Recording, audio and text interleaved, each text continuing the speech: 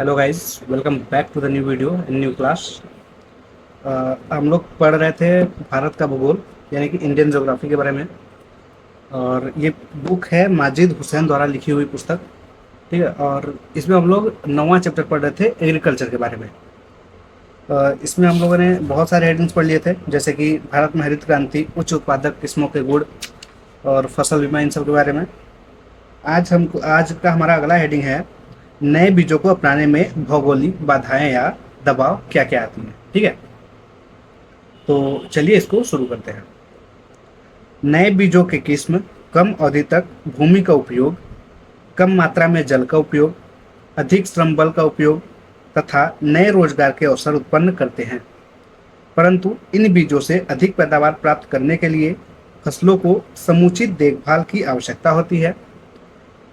उदाहरण के लिए नए बीज सूखा तथा बाढ़ के लिए कम प्रतिरोधी हैं तथा इन्हें एक कुशल जल प्रबंधन, रासायनिक खादों तथा कीटनाशकों की आवश्यकता होती है। किसानों द्वारा इन निवेशों में किसी तरह की कमी उत्पादन को बहुत हद तक घटा सकती है। संतोषजनक कृषि परिणाम प्राप्त करने के लिए कीमती निवेशों की समय पर आवश्यकता होती है, जिसके लिए समुचित अधिशेष पूंजी चाहिए। नए बीजों से अच्छे पैदावार के लिए निम्नलिखित आवश्यक है। पहला है सिंचाई यानी कि इरिगेशन। नए बीजों की सफलतापूर्वक खेती के लिए सबसे प्रमुख आवश्यकता है सिंचाई। नए बीजों को प्रचुर मात्रा में सिंचाई की आवश्यकता होती है। सिंचाई की उपलब्धता के बगैर भारत जैसे देश में उच्च उत्पादक फसलों के बीजों को अपनाया जाना तथा कृषि का तीव्रीकरण संभव नहीं है। उन्नत किस्म के बीजों को उनके विकास के अलग अलग चरणों में अलग अलग स्तर की सिंचाई की आवश्यकता पड़ती है। सिंचाई की मात्रा का अधिक यह कम होना दोनों ही फसल के लिए हानिकारक है। इस तरह सिंचाई का समय तथा जलापूर्ति की मात्रा फसल की पैदावार को निर्धारित करने में महत्वपूर्ण भूमिका निभाते हैं। उदाहरण के लिए गेहूं के संदर्भ में उपयुक्त समय तथा सिंचाई के बीच अंतराल पैदावार को 50% अधिक बढ़ा देता है।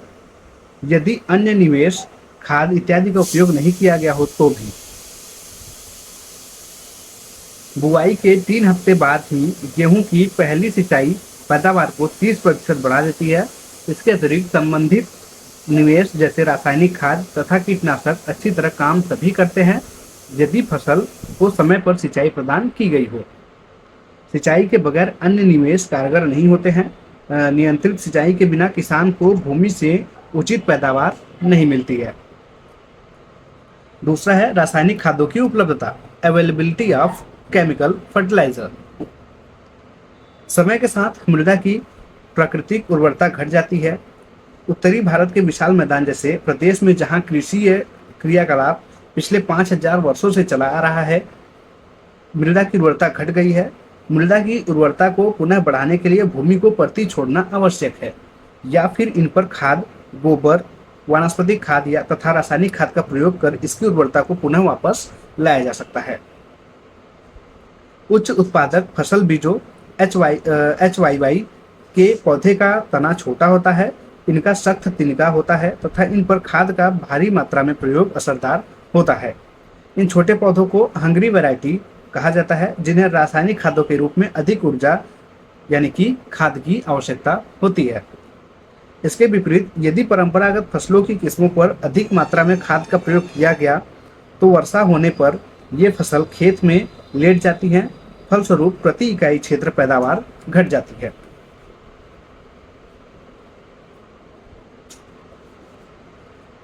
नियंत्रित सिंचाई के क्षेत्र में गेहूं तथा चावल के नए बीजों के लिए उपयुक्त रासायनिक खाद की मात्रा NPK के रूप में पंजाब, हरियाणा, उत्तर प्रदेश के कुछ समृद्ध किसान फसलों पर रासायनिक खाद का प्रयोग निर्धारित मात्रा में करते हैं।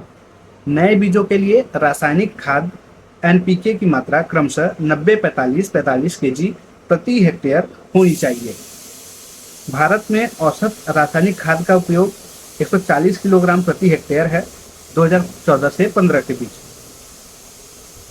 विश्व में रासायनिक खाद के उत्पादन में भारत का चीन तथा संयुक्त राज्य अमेरिका के पश्चात तीसरा नंबर है तथा रासायनिक खाद के इस्तेमाल में चीन के पश्चात दूसरा नंबर है।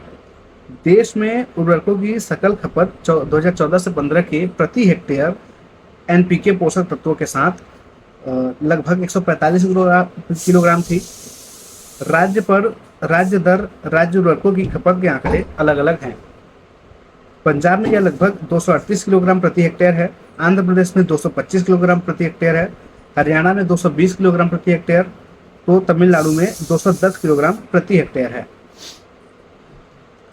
इसी अवधि 2014 से 15 में उर्वरकों की सबसे कम खपत अरुणाचल प्रदेश और नागालैंड में रही है, जहां प्रति हेक्टेयर 5 किलोग्राम उर्वरकों का उपयोग किया गया है। तो ये हम लोगों ने 2 बाधाएं पढ़ ली है। अब नेक्स्ट बाधा है पौधे की सुरक्षा के लिए रसायन। इसको हम लोग नेक्स्ट वीडियो में पढ़ेंगे। तब तक के लिए जय हिंद।